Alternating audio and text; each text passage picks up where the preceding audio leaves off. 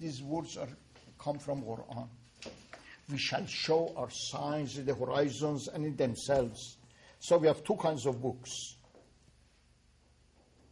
Outside and inside, and they are related. And a third book, the divine book, Quran, the Bible, and this is a guidebook to write those books. You cannot read these two books without that. They are related. You see, you are related to the world. Otherwise, you could not understand it. Everything is within you. See, this is a problem which you find also in Mullah Sadra. Now, the relationship of these books and the unity of these books, the three books. Another is the unity you can only find in Ibn Arabi and Sufis. No.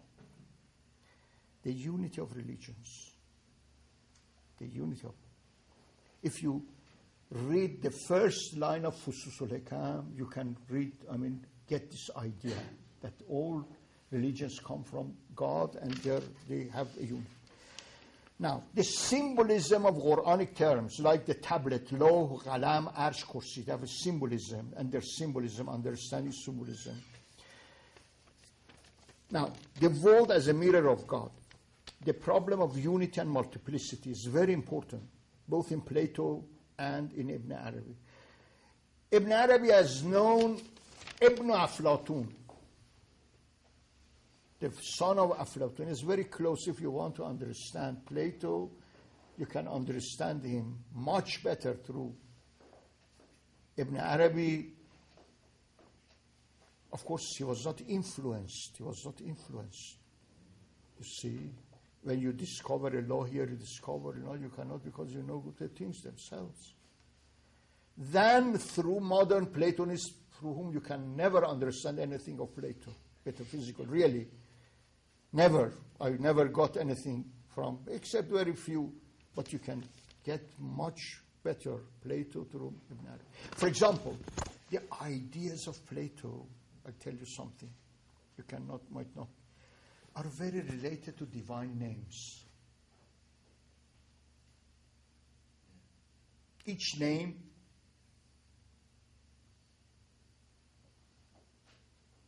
is an idea. These names which I wrote are not names. These are names of names. You should make a difference between name of a name. These are names of names, not names. Names are what are manifested. Name is like seeing, is a faculty, is a power. And this is not a name, it's a manifestation of a name. Names are in God's, they are manifestation. Again, these ideas are ideas of ideas. They are not real ideas. We have ideas of ideas in the mind. They are not ideas. Ideas, these are reflections of those. All right? So, the function, especially very, very rich in the world of imagination. Both Sohrawardi, very rich Sohrawardi. The middle world is the world of imagination, both for Sohrawardi and for world of imagination is very good. The world of imagination.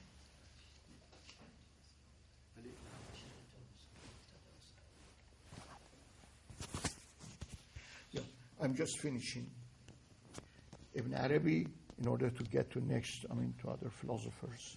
Now, the problem of unity and multiplicity is the first question. Tawheed means going from multiplicity to unity. What's Tawheed? Unification. See, it should have a metaphysical basis. How multiplicity come from unity, unity from multiplicity. This is very profound in Ibn Arabi, very profound. The science of letters, Ilm al-Huruf. The function of imagination. The problem of transcendence and immanence, very important. Transcendence and immanence. Most modern philosophers are confused. Very confused. When you read Ibn Arabi, you can criticize, you analyze. To give you an example, to know God in his aspect of transcendence and his immanence in world. Immanence means manifestation is immanence. His presence is immanence.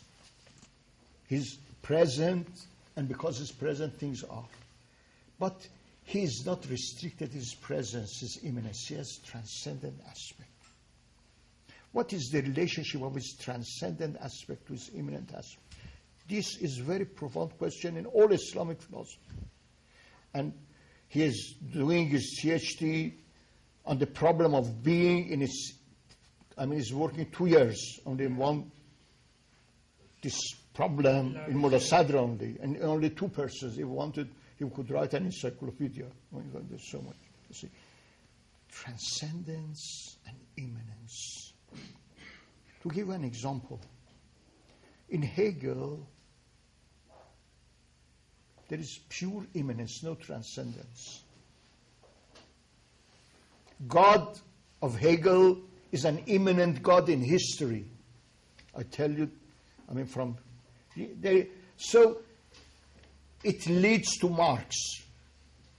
So you can immediately deny his God is not a transcendent God, a God who reveals himself through man and history alone. Read Hegel and you'll come. But you can only know that if you read Ibn Arabi and Sohrawardi and Muslim philosophers. The meaning of absolute is working. You see, what meanings of absolute there are. There is a long discussion of the meaning of absolute for many centuries in Islamic philosophy. So you can locate when Hegel is talking about absolute, what meaning of absolute is talking about. All right? Is it transcendent or immanent? His absolute is immanent. Also, he's talking about the names of God and ahkam, the rules of each name. Our world is governed by divine names. See, if you read the Fusus al-Hikam of Ibn Arabi, it has 27 chapters, right? Each chapter deals with one prophet, starting from Adam, ending to Prophet Muhammad. He analyzes all the verses of the Quran related to that prophet, all the verses of the Quran and all the ahadith. Of course, all prophets are perfect men. But in each prophet dominates one divine name. One divine name. Dominates, which that name determines that prophet and his community. So they have a role to play, a history. You see, this has never been discussed, but you can make a theory how divine names rule being and history. And you can find by reading. Now, you have the many problems which partial reason cannot solve at all. Very deep questions cannot be solved by reason. For example, the problem of fatalism and choice, free choice. Are we free? To what extent? Of course, we can solve to an extent. But even Moses was not able to solve. God sent him to the prophet, another prophet in the Quran. You see, the problem of Khidr. See, it's so deep. So according to Ibn Arabi, many problems which can only be solved not through discursive reasoning, through the lower reason. One should go to a higher reason and then are better solvable. See, through kashf, through unveiling. See. And he accepts some philosophers, but he criticizes them from this vantage point of view, that this problem, for example, you have the ontological proof of the existence of God. You have ontological. He says that that's true. But this ontological proof can only be solved through unveiling. See? He criticizes philosophers. He says it's true, but it's not the final solution. You can only reach it through a higher knowledge, not this knowledge which they have. Right? So this is very important. One of these problems is what called the mystery of predestination. Why I am this person and that I am, you are that person. Why a cat is cat? A cat can go to the court and complain of God that why did he create me a cat? Is it allowed? Huh? Now, God has hujjah, proof over everything. Hujjatul lillah, hujjatul baligha.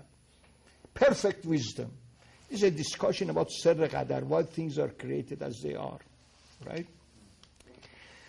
Now, comparing Quranic words with philosophical words. You see, Quran has its specific terminology. How do they can go with philosophical terminology? For example, to give you an example, Avicenna has contingency, necessity. God is necessary being. And everything in the world is contingent, can be or not be. All right? All right. Do we have equivalent terms? Yes. In the Quran, God is Ghani, the rich. Rich means he doesn't have money. God is rich. Of course, he has money, a lot of money he can give. But he's not rich in this sense, material. Rich means most perfect and necessary. Against God, everything is faqir, is poor. Ya ayyuhan nas antumul fuqara ila Allah. You are poor in God. God is Ghani. So they are Quranic equivalents. You see, many philosophical terms have their equivalents in the Quran, but richer. Like this one I mentioned. Now, you see, Quran starts from Bismillah ar-Rahman ar-Rahim. It's a very metaphysical. Very metaphysical. You do not have the word being in the Quran. You do not have the word being. You have Rahmah. Instead of being, you have Rahmah. Rahmah is very rich and divine. Have you heard of the word Zahma? Zahma, you put a dot, means trouble. Being can make a Zahma or a Rahmah. In the Quran starts, Prophet said, the whole Quran is in the Surah Al-Fatiha. And all the Fatiha is in Bismillah ar-Rahman ar-Rahim. So, Bismillah is very important. You have Ba, you have Ism, discussion of Ism. You have Rahman and Rahim. The whole world cosmos revolves around these two epithets, Rahman and Rahim. What is the difference between Rahman and Rahim? Rahman is called universal mercy of God, ontological mercy. We have no word for being in the Quran. Instead of being, we have Rahmah. Being itself is a Rahmah given by God. See? وَرَحْمَتُهُ وَسِعَتْ كُلَّ شَيْءٍ. Rahmatuhu, everything which is a thing is a manifestation of divine Rahmah. The thingness of a thing. So that's called universal Rahmah. Rahman, Rahmat al-Rahmani is universal or general Rahmah, which all-inclusive, all-encompassing Rahmah. And again, you have Rahim. Rahim is special mercy of God to believers only. See? Is the Rahmah of God to those who believe. All right? Because a person doesn't believe in God at all. He doesn't know that being is Rahmah. See? So you have, being is like a circle. You have a semicircle, an arc of descent, which starts from creation, comes down to man. Man is the final end, comes at the end. And man, through divine guidance, again, goes back to the first, where he started. This is called ontological circle This is called Ghaus Nuzuli, descending circle. That is ascending circle. This is called Ghaus Wujudi, ontological circle, and the other is Ghaus Shu'uri. Shu'ur, what does it mean, Shu'ur? Huh? Consciousness. See? Through knowledge. Through knowledge you ascend and go back. You see, being and knowledge are two sides of the same things. Ghaus Shu'uri. And this ghaus of ascend are only for those who believe in God. That's called Rahmat Rahimi, is for believers. وَبِالْمُؤْمِنِينَ رَؤُوفٌ Rahim. Rahim belongs to mu'mineen. Because doesn't believe in God, doesn't believe at all that being is Rahmah, is everything. So, explanation of Rahman and Rahim, which is the core of Quran. You see, the core of Quran. And if you read Quran, for example, Surah Al-Fatiha, you can see Rahmat Rahmani and Rahimi. Alhamdulillah. This is Rahmat Rahmani. Rabbil Alamin is Rahmat Rahmani. Or Rab as Alam. Ar-Rahman is Rahmat Rahmani. Ar-Rahim, Rahmat Rahimi. Malik Yawmuddin. Yawmuddin is another Rahmat Rahmani, another world. Then starts Rahmat Rahimi. Iyyaka na'budu wa iyyaka nasta'in. Ihdina as-sirat al-mustaqim. And the whole Quran can be understood in the light of this Rahman and Rahim. Very, very important. It's a synopsis of Quran. Rahmat al-Rahmani al-Rahimi. It's very well explained by Ibn Arabi. If you can understand the world and yourself as a manifestation of Rahman al-Rahim, read Ibn Arabi. And the problem of opposites. You see, Quran never talks of opposites. Of course we have opposites. Quran talks of azwaj, couples. See, God says everything I've considered couple.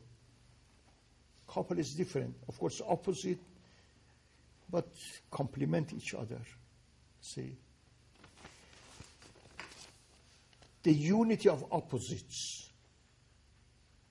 You see, God says in the Quran that I created man by my two hands. Addressing Satan, God says, Ma mana'aka an tasjuda lima khalaqtu biyadayya. What prevented you? What prevented you to prostrate before Adam, whom I created by my two hands? Of course, God doesn't hands like us. They are symbolic. What are these two hands? See, two hands of God are the hands of beauty and rigor, the giving hand and the receiving hand, fa'il and ghabel. I mean, there is discussion about these problems. He calls tanakuh asma, the marriage of names. In secularism, there is opposition of names. It's in Hegel, has secularized. You see, modern philosophy secularized Sufism, like in Heidegger. They have denied all the principles and things like that, but they're repeating the same things, like in Hegel and Heidegger and these things. So you have opposites. See, of course, opposition you have, but opposition is tanakuh, marriage, is union. You see, union of names. There's a discussion both in Fusus and another problem which I forgot is instantaneous creation. The world is created every instant. As this light, look at this light. Is this light the same in 2 instants? No. Is it the same? No, it's not the same. You see, every minute it changes, every instant it changes. Being is like that. We think that God created the world and left it like to work with itself. This is very... As this light depends on the source of light, as the sunlight depends on the sun. It cannot exist for an instant. And this is the world. The concept of instantaneous creation is one of the deep concepts, instantaneous creation, which later in Mullah Sadr, it's substantial motion. It's taken from this instantaneous creation, and instantaneous creation is mentioned 12 times in the Quran. Mentioned the Quranic concept. It's taken and developed. And also concerning ruh, the nature of ruh. There's discussion. Ruh, nafakhtu, what does it mean, nafkh ruh, blowing the spirit. And the nature of religion. For example, if you give you an instance from the Quran, because he always quotes. For example, you have two different concepts of Islam in the Quran. All right, two different concepts. How they are related? In one verse, it says, قالت الأعراب آمنا قل لم تؤمنوا بل قولوا أسلمنا ولما يدخل الإيمان في. The Arabs, the Bedouins say, we believe. آمنا. Tell them you do not believe. Say we are Muslims only. And Iman has never entered your hearts. Right? So, in this verse, Islam is lower than Iman. Bedouins say, we believe, tell them you do not believe. Only tell them we have submitted, we are Muslims, not mu'mins. وَلَمَّا يَدْخُلِ الْإِيمَانُ فِي قُلُوبِكُمْ. Iman has never entered your hearts. In another verse, it said, إِنَّ الدِّينَ عِنْدَ اللَّهِ الْإِسْلَامِ. The true religion with God is religion.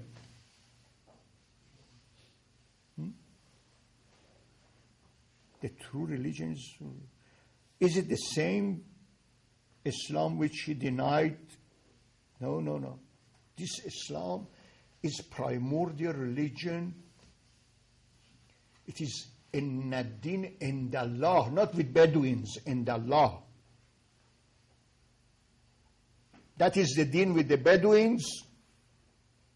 All right?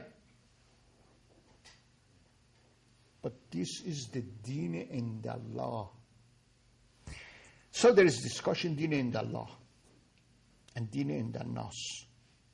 It's very good in order to make a good study of religion in itself. Of course, there are plenty. Of course, I mentioned if you will go into Mefan, for example, Ash'arites believe that our names and divine names do not have the same meaning. They are homonymous. Homonymous, we have used common words, not common meanings. They are totally different. Is this the case? No. It's the case. They are not homonymous. They are synonymous. There is a discussion. Of course, you find plenty I've written. But in any case, these are some of the problems that are very, very important. Philosophically, and many I've written down. I'll just give you an example. And if I want to talk about any of this, it would take at least some sessions, or a term perhaps. If I want to talk to you about divine names in Ibn Arabi, it would take more than a term, because you have to go into many texts and many things. But these are things which you can work on, each of them. As he's working on one problem, he's working 2 years. I do not know whether he's able to finish it in 2 years, but it works, let's say. About the meaning of mutlaq, absolute.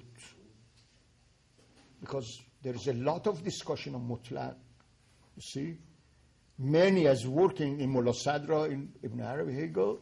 And when he works on that, then the absolute of Hegel, it becomes for him very easy, how we can locate it very easily. So each of these problems are very, very important, that you can make even the title of a book or let's say, the subject of a very good philosophical research, and very important both from the ontological and epistemological point of view. We have a very, very deep and rich epistemology in the Islamic philosophy and Islamic irfan. I mean, we'll continue, inshallah, in the afternoon. Thank you very much, Professor. Your wisdom attracted all of us. We didn't feel the passing the time. Thank you very much. We go back, I think, at 2:30 because... 2:30. Yeah, if it's okay. But they have time to lunch and rest a little bit. And come back.